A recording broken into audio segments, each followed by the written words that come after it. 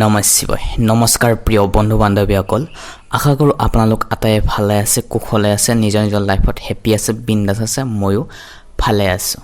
হয়, চাওঁতে এই 2026 চনৰ 6টা মাহ পাৰ হ'ল। এই ছেপ্টেম্বৰ মাহত আপোনালোকৰ কেনেকুৱা হ'ব? প্ৰেম, ব্যৱসায়, চাকৰি, শিক্ষা, পাৰিবাৰিক সকলো সোমাই আছে এই ভিডিঅ'টোত। পোনপ্ৰথমবাৰৰ বাবে আহিলে আমাৰ ইউটিউব চেনেলটি ছাবস্ক্ৰাইব কৰি থ'বলৈ একেবাৰে নাপাহৰিব। আমি এই ভিডিঅ'টোৰ মাধ্যমে আপোনালোকক জনাবলৈ গৈ আছোঁ মেঘ ৰাশিৰ জাতক জাতিকাসকলৰ এই ছেপ্টেম্বৰ মাহটো কেনেদৰে পাৰ হ'ব, তেওঁলোকৰ কিছুমান কথা। সেয়ে ভিডিঅ'টো আৰম্ভণিৰ পৰা শেষলৈ চাওক। অহংকাৰে, ইগ'য়ে কেতিয়াও জীৱনত মানুহক ওপৰত উঠাই লৈ যাবলৈ সহায় নকৰে। নম্ৰতাৰে নিজৰ কামবোৰে আগবাঢ়ি যাবলৈ আমি প্ৰত্যেকজন ব্যক্তিয়ে লাগিব। আপোনালোকক মনত এনেকুৱা ধৰণৰ চিন্তা চৰ্চা আহিব যে খালী নাথাকোঁ, কাম কৰোঁ, ইটো নহয় সিটো কৰোঁ, এনেকুৱা ধৰণৰ মাইণ্ডছেট আহিব আপোনালোকৰ। ইটো কাম কৰোঁ, যাৰ ফলত ভাগৰুৱা ফিল আহি পৰে। মাত্ৰ কিন্তু স্বাস্থ্যৰ ক্ষেত্ৰত কোনো ধৰণৰ চিন্তা নাথাকে।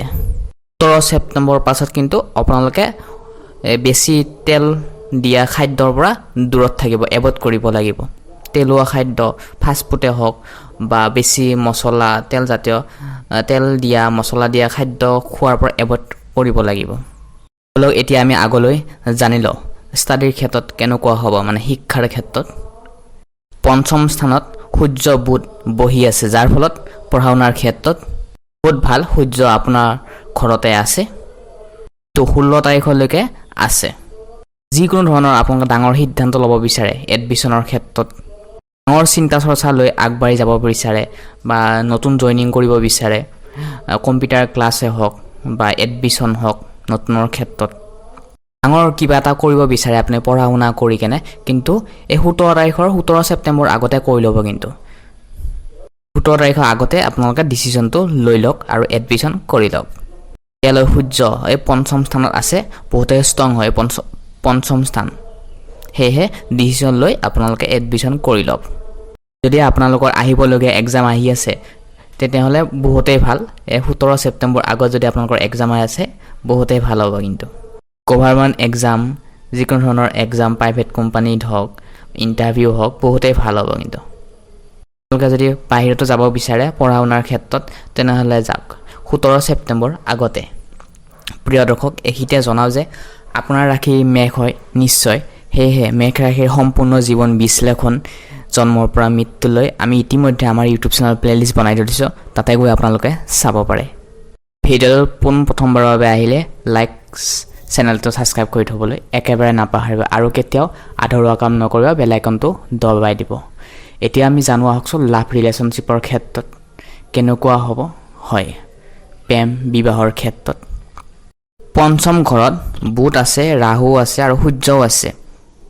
যদি আপোনালোকৰ ওচৰৰ ব্যক্তিক খংটোক যদি আপোনালোকে লাইটলি ধৰি লৈছে, ওচৰৰ মানুহ এজনে আপোনালোকক খং কৰিছে, নৰ্মেল আছে বাদ দিয়ক, আৰু এনেকৈ আপুনি যদি ধৰি লৈছে তেতিয়াহ'লে আপোনাৰ কাৰণে ঠিকেই হ'ব, একো প্ৰব্লেম নাথাকে। কিন্তু আপোনাৰ ওচৰত থকা ব্যক্তিজনে খং কৰা আপোনাক প্ৰব্লেম দেখাৰ পিছত আপুনি যদি সেই খঙতে তেখেতক উত্তৰ দিব যায় তেনেহ'লে ক্ষতি হ'ব। কিন্তু হৃদয়ত লৈ ল'লে আৰু আপুনিও খং কৰিলে তেখেতৰ লগত, তেনেহ'লে আপোনালোকৰ লাভ ৰিলেশ্যনশ্বিপ বেছিদিন নিটিকে। আপোনালোকৰ ৰাশি হ'ল মংগল, আপোনালোকৰ ৰাশি স্থানত মংগল আছে। আনন্দ হ'লে আপোনালোকে বহুতে হয় আৰু খং হ'লেও বহুতে হয়। কণ্ট্ৰল কৰিব লাগিব সকলোৰ ক্ষেত্ৰতে। ৰাশিৰ অধিপতি গ্ৰহ হৈছে মংগল গ্ৰহ। হয়, বহুতে খং, বহুত বেছিয়ে খং। ৰাশিও ফায়াৰ হয় আৰু ৰাশিৰ অধিপতি গ্ৰহও হৈছে ফায়াৰ।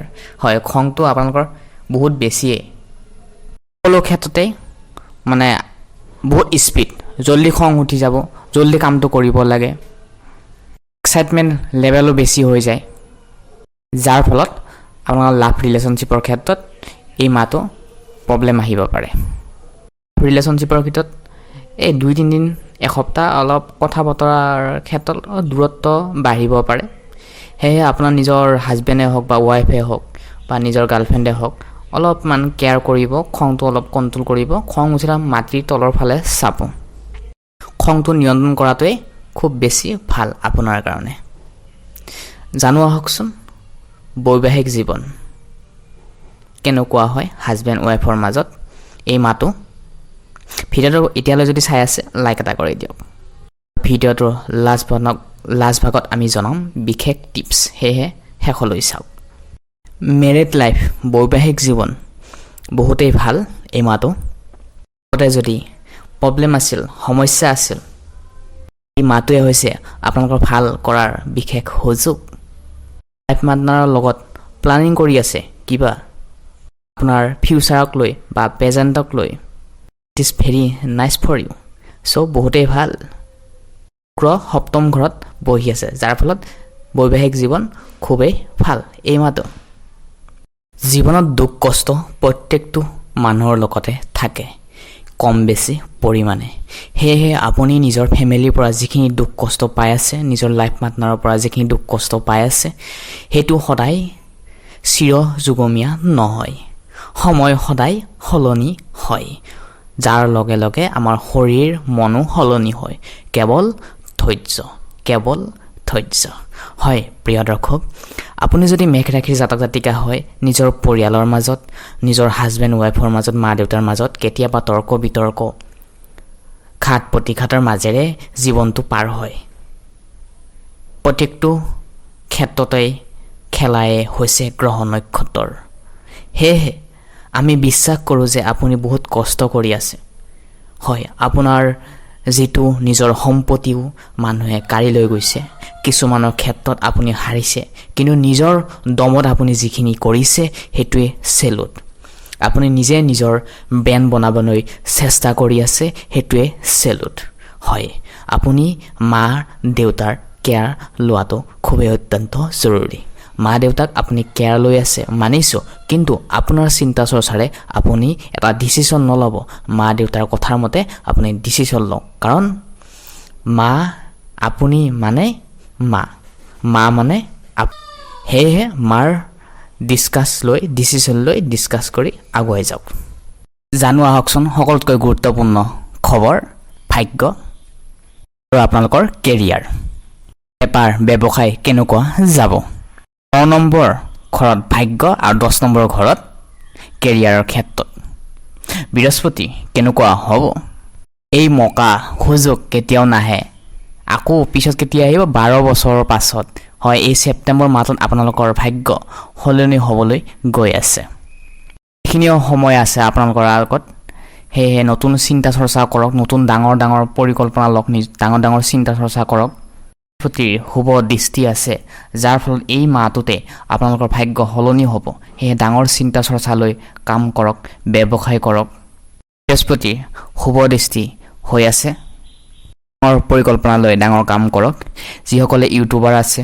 ছ'চিয়েল মিডিয়াৰ জৰিয়তে ইনকাম কৰি আছে তেওঁলোকে নতুন ক্ষেত্ৰত আৰু বিজনেছ ডেভেলপমেণ্ট কৰিব পাৰিব প্ৰমোশ্যনৰ ক্ষেত্ৰত হওক ব্ৰেণ্ডৰ ক্ষেত্ৰতে হওক তেওঁলোকে আৰু ইনকাম কৰক ইনকামৰ ক্ষেত্ৰত ভাগ্য সলনি হ'ব তেওঁলোকৰ লাইফষ্টাইল সলনি হ'ব আপুনি ব্যৱসায়ৰ ক্ষেত্ৰত প্লেনিং কৰি আছে তেনেহ'লে এই মাহটো জবৰদস্ত এতিয়াই কৰি লওক আপোনালোকে যিয়ে নকৰক ভাগ্যই আপোনালোকক ছাপোৰ্ট কৰিব কিন্তু যিসকলৰ শনি কুণ্ডলীত বেয়া হৈ আছে তেওঁলোকৰ ক্ষেত্ৰত নহয় কিন্তু যদি আপোনালোকৰ কুণ্ডলীত শনিৰ প্ৰভাৱ ভাল তেনেহ'লে আপোনালোকৰ ভাগ্যই আপোনালোকৰ কেৰিয়াৰৰ ক্ষেত্ৰত ভাগ্যৰ ক্ষেত্ৰত এই ছেপ্টেম্বৰ মাহটোত সহায় কৰিব 12 বছৰৰ মূৰত ইমানে আপোনালোকক ভাগ্যই ছাপোৰ্ট কৰিব যিসকলৰ কুণ্ডলীত শনিৰ প্ৰভাৱ আছে তেওঁলোকৰ ক্ষেত্ৰতো কিন্তু এই চিন্তা চৰ্চাবোৰ অলপ ডাঙৰ হৈ পৰিব কিন্তু অলপ প্ৰব্লেমো আহিব কিন্তু কেৰিয়াৰৰ ক্ষেত্ৰত প্ৰব্লেমো আহিব বাকীৰ ক্ষেত্ৰত ভালে যাব